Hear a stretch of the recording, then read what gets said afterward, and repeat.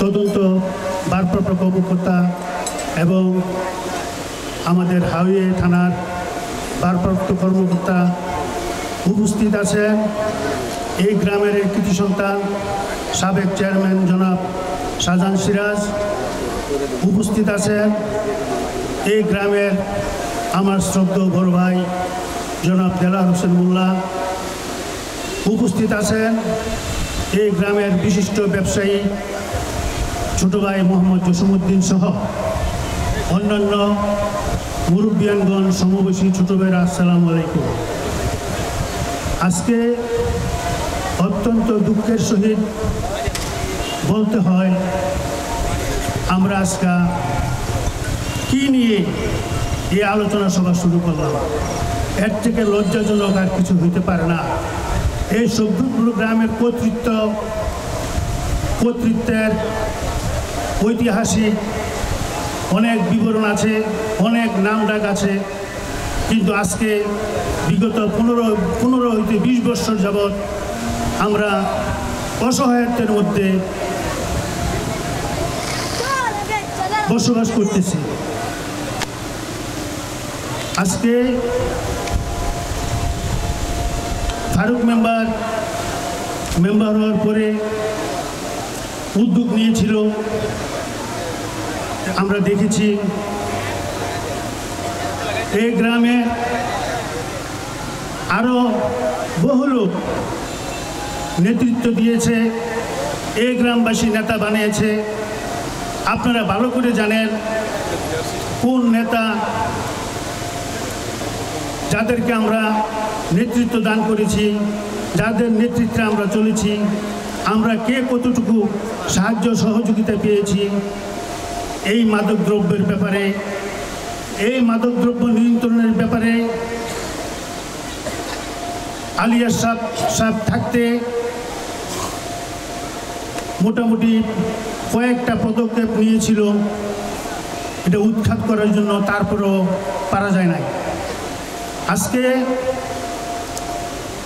আজকে প্রায় 20 দিন যাবৎ আমি আমার শ্রদ্ধেয় স্যারদের সামনে বলতে বাধ্য হই, আজকে প্রায় 20 দিন যাবৎ আমার গ্রামের ছাত্র সমাজ, যুব সমাজ সবাই অক্লান্ত পরিশ্রম করতেছে এই মাদককে নিয়ন্ত্রণ করার জন্য।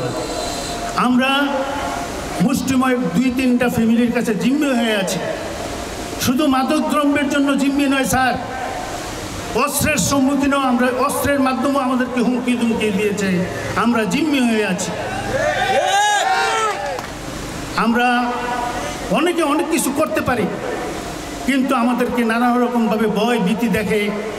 এমনকি পুরুষ মাদকদ্রব্য যারা ব্যবসা করে তাদেরকে ধরতে গেলে তারা কি করে, মহিলাদেরকে দিয়ে এই মাদক ব্যবসা শুরু করেছে বর্তমানে, যাতে করে আমাদের যুব সমাজ, ছাত্র সমাজ তারা যেন মহিলাদেরকে ধরতে না পারে।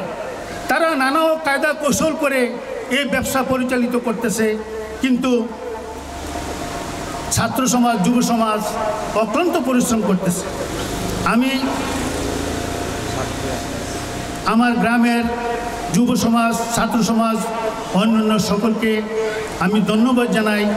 তারা আজকে যে উদ্যোগ নিয়েছে মাদক নিয়ন্ত্রণের ব্যাপারে, যে উদ্যোগ নিয়েছে তাদেরকে আমি আন্তরিকভাবে ধন্যবাদ জানাই।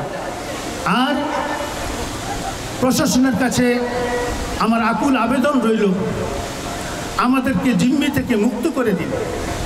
একটা প্রশাসন যদি মনে করে যে এখানে কোনো সন্ত্রাসী, চাঁদাবাদী, মাদক বিরোধী কেউ থাকতে পারবে না, আসলে 24 ঘন্টা ইচ্ছে করলে সব কিছু শেষ হয়ে যায়। আপনারা প্রশাসনের লোকজন এখানে উপস্থিত আছেন, জানি না আপনারা জানেন কিনা, বিগত 5-7 বছর আগে, 4-5 বছর আগে এমনও দেখা গেছে আমাদের পুলিশ প্রশাসনের লোকজন আইসা মাদক বিরোধীর অভিযান চালাতে গিয়ে তারাও হেনস্থ হয়েছে, মাইর খেয়েছে এবং অনেক রিস্ক নিয়ে তারা শেষ পর্যন্ত শব্দপুর ত্যাগ করতে বাধ্য হয়েছে, সত্য কিনা? আমি অবাক হয়ে গেলাম, মনে মনে ভাবলাম যে এখন হয়তো আল্লাহর তরফ থেকে একটা গায়েবী গজব নাজিল হবে। কিছুই হইল না স্যার। আমরা সর্বস্তরের জনগণ সবদূর করেন, আমরা চেষ্টা করব আপনাদেরকে সহযোগিতা করতে।